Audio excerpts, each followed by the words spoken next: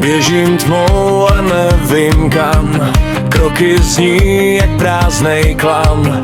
V hlavě hluk, co nejde vypnout, a já ztrácím pevnou zem. Každý den se ztrácím víc mezi tím, co chci a smím. Snažím se to v sobě zlomit, ale pořád utíkám.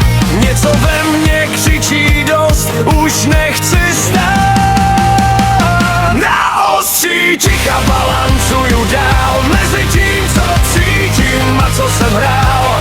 Křičím do tmy, ať mě někdo slyší. Nechci být jen další stín. Na ostří ticha ztrácím strach. I když padám, zvedám se zas. Možná jednou najdu směr, který mě dostane ven. Housle řežou ticho v nás, jako vzpomínky, co pálí dál.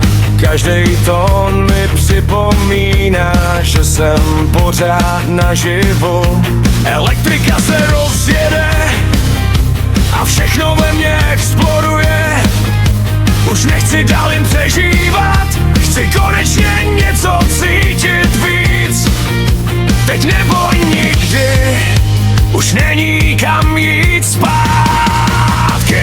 Na ostří ticha balancuju dál mezi tím, co cítím a co jsem hrál.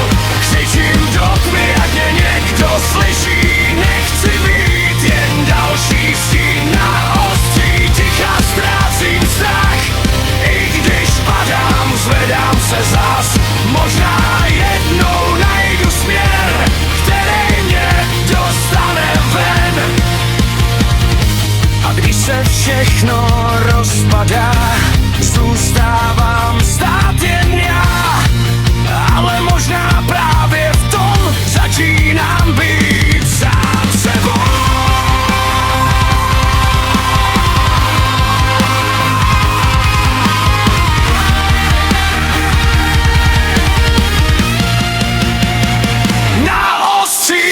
Balancuju dál mezi tím, co cítím a co jsem hrál.